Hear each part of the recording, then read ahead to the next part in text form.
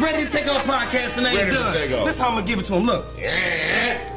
30 and the 40, bitches real life, this ain't Call of Duty. Okay. Flashlights and attachments, gun look like it came straight out of the movie. This shit ain't for show. Try your hand, I bet you fucking lose it. Yo, this your boy Jimbo _ KUTZ910. Add the extra underscore, and I mean I got a new IG page. Hey yo, this is gonna be one of my personal favorites, man, because I got my boy Young Ram in the building, man. It's a whole lot of Spring Lake shit going on today. Hey Ram, appreciate you. I appreciate you for having me, bro. So Ram, let's jump straight into it. EBF. For people that don't know what EBF is or what it stands for, can you explain that real quick? EBF stands for Everybody's Family. And how did EBF come about? Shit, Morray started it. So like Morray kind of started the EBF thing, and you know, I just ran with it with him. I'm gonna hold it down with him. now with EBF, who all is considered EBF, or can you name a couple other people on the label if you want to? You want to run it down real quick? Yeah, we got OG Case, we got 2 Times, we got Young Chronic, we got Scandal, and me. And is it safe to say a lot of y'all are 2-6 artists from Fayetteville? Yeah. Now to get into it, tell the people about you, a little bit about your upbringing. Where are you from? I'm from Spring Lake, 283-910, you heard? I grew up on Chapel Hill Road. Okay, born and raised on the chat? Yeah. Where you went to elementary at? I went to Manchester. I went to Mayred Middle School, Spring Lake Junior, Spring Lake Middle Rebel. So look, growing up on the chat, how was Young Ram?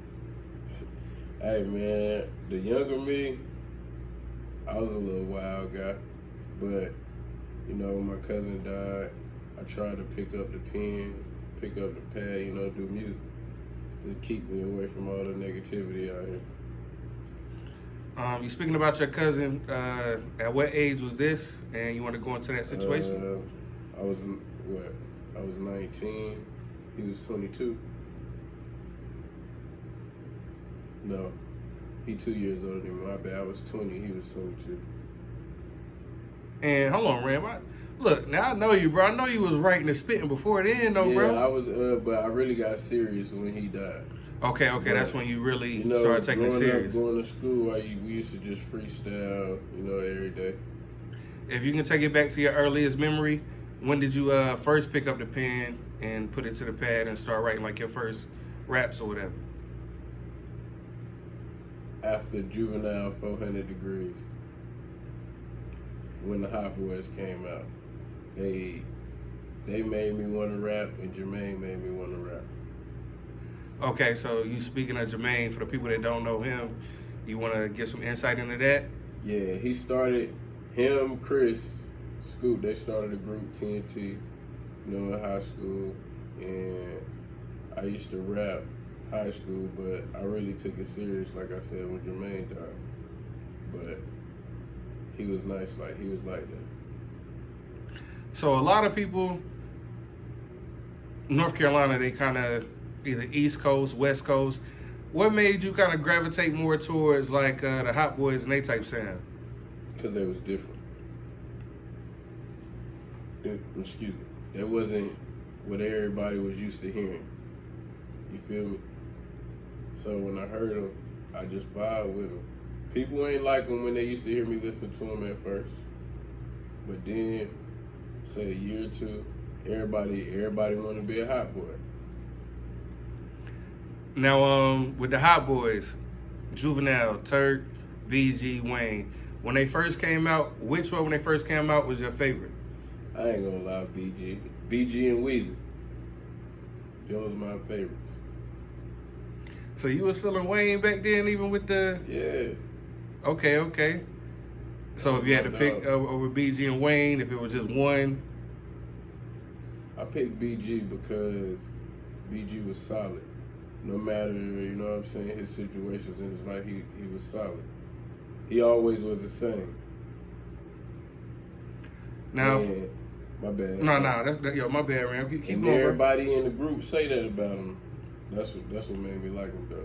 Cause like I really could relate to him, and like some of the situations that he went through, like growing up. Now, growing up, somebody that's maybe somebody from South Carolina looking. How would you describe growing up in Spring Lake? Well, where I grew up at, it was a lot of drugs. People was just going crazy. Like Spring Lake, it's what you make it. If you want to struggle, you'll struggle. If you want to see something out of it, you'll make something out of it. But like I said, where I'm from is what you make it. It's get it how you live. Now, where you from? Would you consider it like a bigger city? Is it a small town? Like it's a small town. Is it like everybody know everybody type thing? Yeah. How big would you say the population is? Probably what, about 20, 30,000 maybe. So in a town like that, is everybody kind of like dang near related almost? Like every thing like that? Yeah. Everybody, like I ain't gonna front. Pretty much almost the whole town, man, related to me. But everybody know everybody. And who are your people? My people's the Kings. You know, some of the Taylors. But that's basically what's in Spring Lake. Morray, that's your brother, your cousin. Who is Morray to you? That's my nephew. Okay, your nephew. Dang, all right. So with his success with Quicksand, talk to me a little bit about that. I'm proud of him, man. Like I always tell him, I'm happy for him. Hey, yo, shout out to him too. He had a Grammy nomination. I appreciate that. That's big from somebody coming from around here. Did you see the success from the beginning and it taking off like that, or when the single broke and things really hit? Like, describe to me how you were feeling at the time. I seen the success before he even started blending the singing and rapping when he was just singing. I told him, like, we went on a hurricane, like a national disaster trip, and we was out there working. We was in Lafayette, Louisiana. He was singing. He was starting to rap with it. Then I told him, like, just put both of them together, and you're gonna be sick with it. Before the ride wave, you feel me? So it's something that you kind of saying, like, all right, there's a talent there. Like he been talented since he was a kid. I always knew he'd be something. Now, with you and EBF, how many records have you put out so far? I got 3 singles out right now, and I'm about to drop my 4th one called Ghetto Gospel on May 20th. Now, I've seen the visuals for the Ghetto Gospel. It's kind of like you preaching. Can you explain to me the video and the video concept? Alright, basically the song Ghetto Gospel is basically like you said, I'm preaching to the people. But what made me write it, I just thought about some of the things I went through, some things my people went through that can't rap. And I just put it together in the song so I can make people relate to it and feel what I'm saying to them. That's dope. With the video, it's like you're preaching to like a congregation. You like might be in like a park type setting. Yeah. And what was dope to me is I seen people stand up, they started clapping, and he was like, hey, they rooting for me. Yeah. How long did it take you to actually come up with the concept for the video? Well, shout out to my man Slim. Who's Slim? That's his IG. If y'all want some dope visuals, holla at him. You know what I'm saying? But that's who y'all want to holler at if you want to get concepts for your visuals and all. But I came up with a concept, and when I told him like that's what I wanted to do, he just ran with it, and he just elaborated on what I came up with. So currently going on, we just finished watching the Boston Celtics beat the Bucks in Game 7, and we just seen YSL get hit with the Rico. Yeah. So with YSL getting hit with the Rico, what's your opinion on that, Ram? Talk to me. Man, I feel like, and if you big, you got that money, ain't no need for you to still be in the game doing what you're doing, man. Like, get out and do something else. Like, you got kids, you got a family. That you hurting your kids when you get took away. You never know how much time they're gonna try to give you. But man, free them boys, man. Don't nobody deserve to be took away from their family. Now also, I think it might have been like the district attorney. What she's doing is she's using rap lyrics to pin the trial against them and actually build their case based on rap lyrics. What's your viewpoint on that? Because some people look at rap as entertainment. Some people do look at rap as entertainment, but at the end of the day, you gotta realize these dudes rap about their life, what they've been through, what they, you know what I'm saying, how hard for it was for them to come up. So you gotta understand that, like, a lot of people, they'll never get that because they ain't been where they been, you feel me? Only people that's really been there will understand, like, why people gravitate to their music. All right, it's like an actor like Denzel Washington or whatever. I look at movies as being entertainment as well. Yeah. If Denzel Washington murders somebody on Training Day, that's not necessarily his character. Right. So if somebody raps and they might say something that's entertainment, should that be used against you, like, for your actual freedom? No, he shouldn't. I feel like music is entertainment. That's how people vibe. Music help people get through their day. Music help people, like, people survive off music. So it shouldn't be used against them. You should never try to hold nothing that someone say against them. Because, like you said, it could just be for entertainment. They could just be looking for the audience. Now, Ram, I know you were EBF. I asked a couple other people this. What do you feel like is the best way to do it nowadays? Do you feel like it's best to have a record deal, or is it best to go the independent route? I feel like it's best to get your buzz while you're independent before you try to go look for that deal. Because nowadays, people want to see what you can do for you before they can help you. Like, it's basically a social media thing. Like, you popping on social media, people gonna follow you. People gonna want to see what you talking about. People gonna want to hear about your life. Who is that? Oh, I like him. You know what I'm saying? Social media is the key. So, with that being said, if a deal presented itself to you, which way would you be going? Would you stay the independent route, or would you choose a major? I'm EBF to the death, bro. I like that, nigga. I love the loyalty. If I can't bring my team, then we can't talk.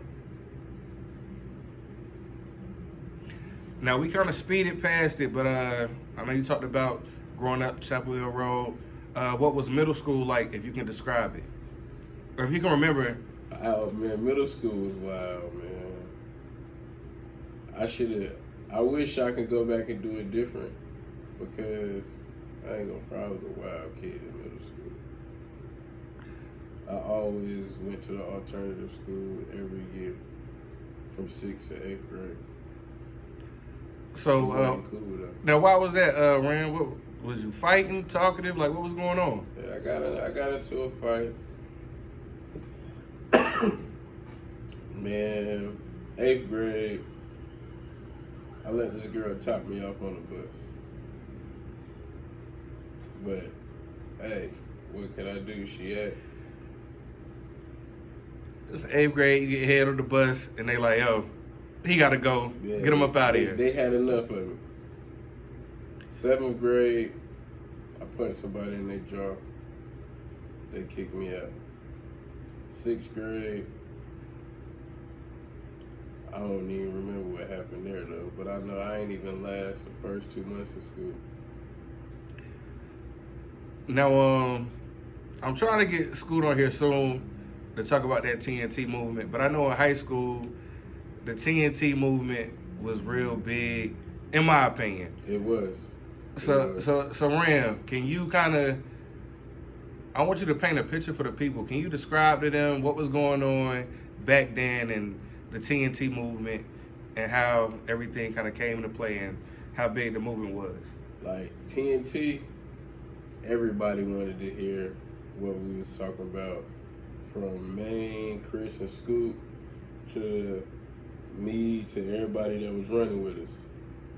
And so we should just do little mixtapes, put them out, and the whole school loved us. We had a couple haters, but like I said, at one point, Maine, Chris, and Scoop, they could have got a deal. But they was young, they ain't know nothing about what was going on. They was looking at it like, shit, we ain't fucking with them niggas like that. You feel me? But I wish they would have got the deal, because they would have been real big. They would have been known now, because my dogs was tough. Wasn't nobody messing with them back then. They had it sold up. Do you feel like any rap beef came, or did any rap beef come, or physical problems or fights come over them being so nice? We had a couple problems with some dudes in high school then, because they used to get mad because all they girls used to talk about was TNT. All you used to hear was, when y'all coming out with another CD? What's up with this? What's up with that? It was love, man. Like I told you, since we was young, I just felt like we always gonna be somebody. Now, Ram, I know Hot Boys and them, some of your musical influences, and I know you said around 19, 20, you picked up the pen and the pad and you started writing. Could you give me some of your musical influences now, if you have any? Yeah, I ain't gonna lie. I like a few of them young niggas that's out. I like Lil Durk. I like Kodak. You know what I'm saying? I like Black Youngster. That's my dog. I like Youngster. Money Bag. You know Yo Gotti. He always been one. Boosie. So you pretty big on the Memphis type sound right now. I like Memphis. I ain't gonna front. I like Memphis and them Chicago boys.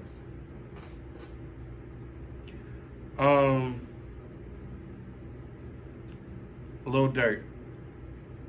It's my dog. Right now, if you had to get a feature, and a lot going on, they saying him and Lil Baby might be next the Rico type thing. We not putting out no smut, no dirt, nobody. But is that someone that you would work closely with and want to get a feature with? I do a feature with Smirk. That's my dog. Money Bag. I do a feature with Bag. Them boys hard. Black Youngster. Yeah, I like Youngster. He wild. That's my dude. Gotti. Hey man, Gotti, he's a legend. Why not? Who wouldn't want a feature from Gotti? Now, music-wise, where do you see yourself in the next? I usually ask people the next 2-3 years, but with you, Rand, where do you see yourself in the next year or two? Hey, on that big screen, having to making sure the world hear me, the world gonna feel me, they gonna see me. I don't grind hard for that. So you out here putting in the work. It's in me. If they decided all right, I want to look at more Ram stuff and this, that, and the third, where could they go to find more of your music? And even besides that, what song would you tell them to look at first that's basically going to show them who Young Rambo is? I can't really tell them what song to look at first, because every song I make is me.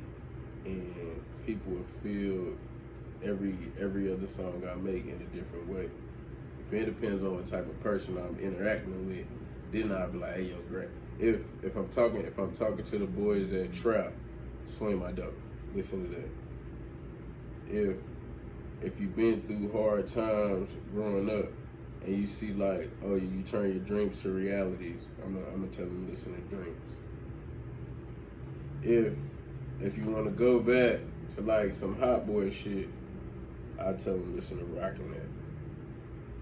But ghetto gospel, to me, it's like some Pimp C, like some Texas type wave. You feel me?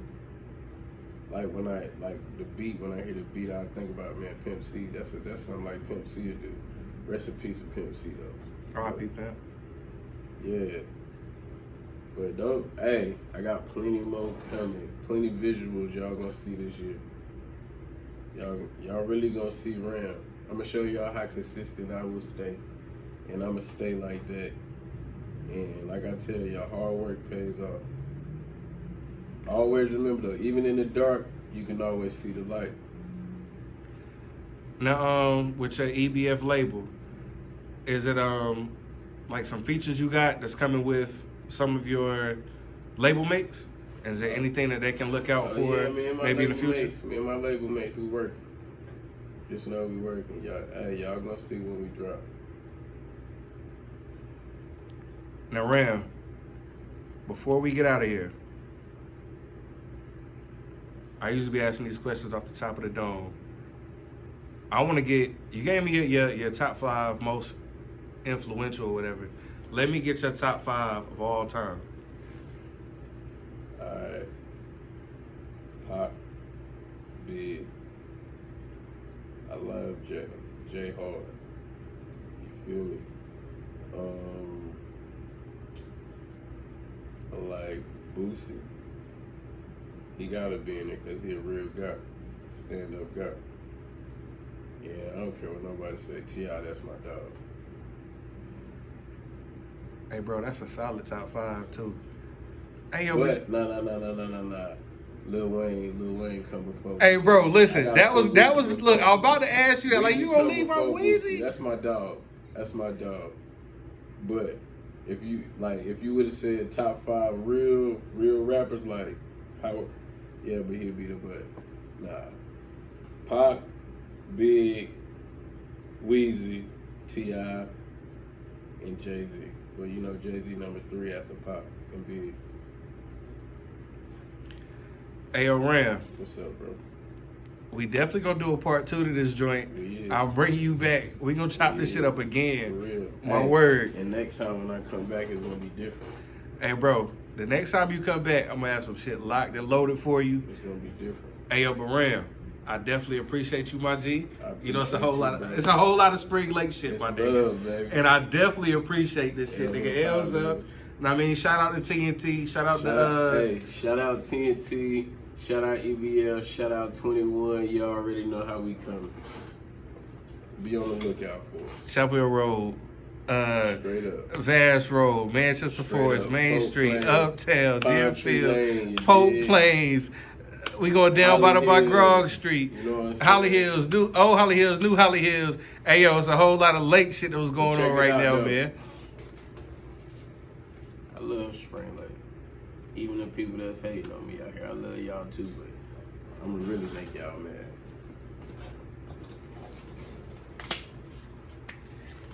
Hey, yo, it's your boy Jimbo _KUTZ910. Add extra underscore. Hold on. Yeah. Ram got to say something real quick. Check it out. Y'all can follow me on Facebook, Young Rambo, IG, EBF_Rambo. You know what I'm saying? My Twitter, Young Ram. You can follow me on Twitter. Snapchat, Young Loud Pack 21. If you want to follow me, I do post on Snapchat now. I'm getting back. You know what I'm saying? Oh yeah, July 3rd. It's a show coming up in Spring Lake. I need everybody to come. It's gonna be nice. It's gonna be epic. Good music, good people, good vibes. Make sure y'all come out and turn up for the town. Yo, y'all heard Ram July 3rd. Hey, yo, the CEO EBF is actually in the building. I got to bring him back on and get him a part 2 where I ask him questions and really get down to the nitty gritty. But it's all about Young Ram right now. Hey, Ram, I appreciate you, my nigga. We're going to do this shit again and do a part 2, bro. Straight up. And I appreciate you, man. Ready for take off the podcast, baby. Love, Ram. You already know it.